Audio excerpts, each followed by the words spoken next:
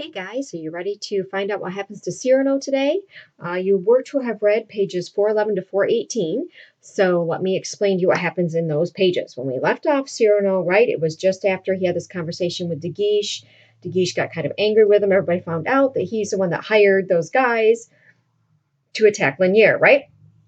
So De Guiche leaves, and Cyrano is like telling, as everybody's going out the door, gentlemen, gentlemen. And Lebret, when most of the people left, not everybody, and Lebret comes up to Cyrano, he's like, oh, you've done it now. Way to go.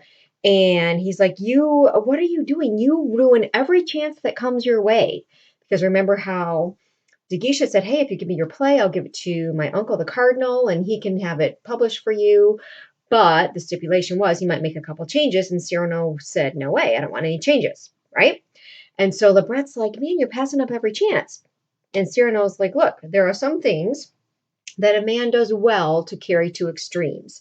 And Cyrano, as you figured out, is very proud.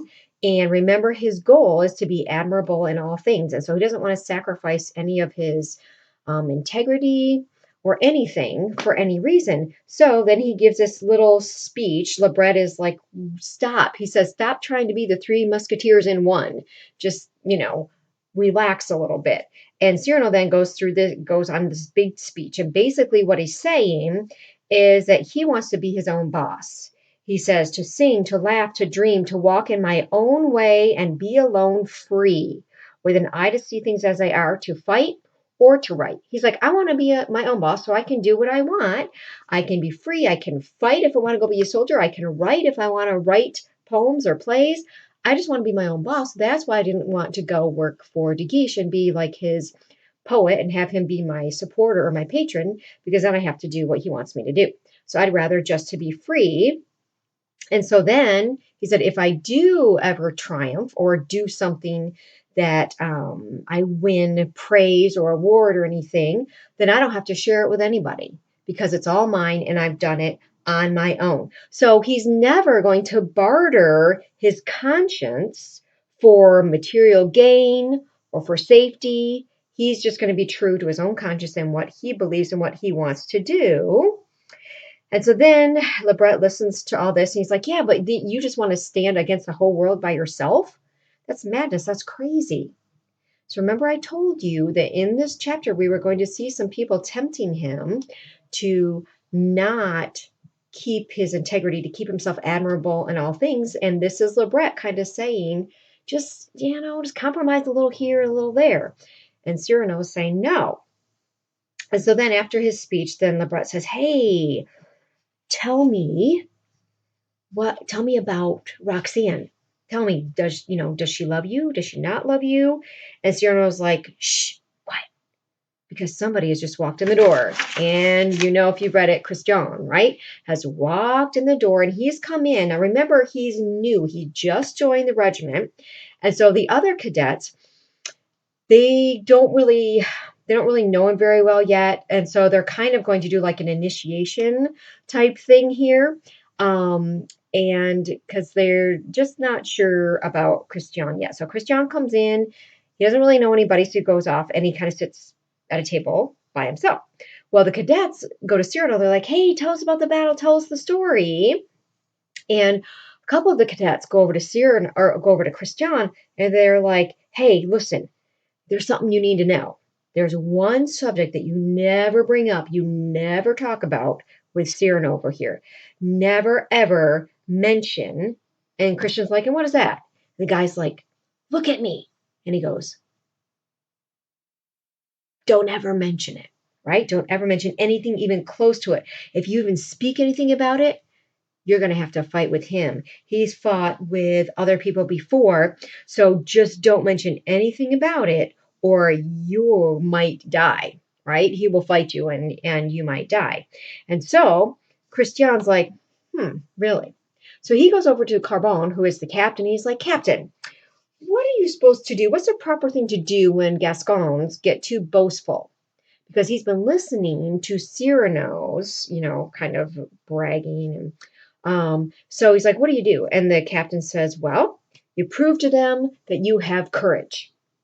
So Christian's like, okay. So he wants to prove to everybody, to Cyrano and to all the cadets, how brave he is and how much courage he has. So he's like, okay. So he's got this idea that he is going to bring up Cyrano's nose to him. So Cyrano starts to tell his story. All the cadets are, come on, tell us a story.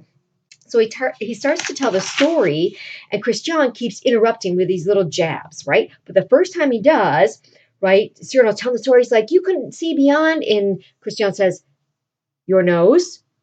And then everybody was like, it got dead quiet in there because everybody knows what happens when you say something about Cyrano's nose. So it just got really quiet.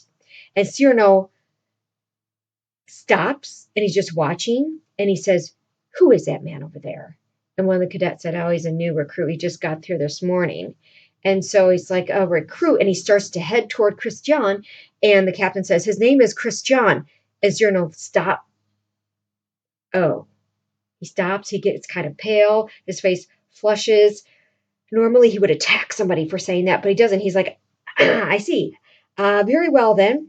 And then he continues his story, right? He continues to go on with his story, and everybody's kind of watching him. And Christian keeps jumping and interrupting his story, saying things like a nose full, through the nose, on the nose, rubbing noses. Like every time Cyrano tries to tell a story, Christian jumps in with something about a nose. And Cyrano just keeps pushing down his anger, keeps pushing through his story, and finally he can't take it anymore. Christian says one last thing with nose, and Cyrano leaps at him and tells everyone else in there, he yells at all the cadets, everybody's like, get out of here. All of you get out. So everybody goes running out the door. They think that there's going to be this huge fight and that Cyrano is going to fight Christian and probably kill him, right? So they're all getting out of there, and Cyrano says, "Leave me alone with this man." So they all get out of there. They all leave. Everyone's gone.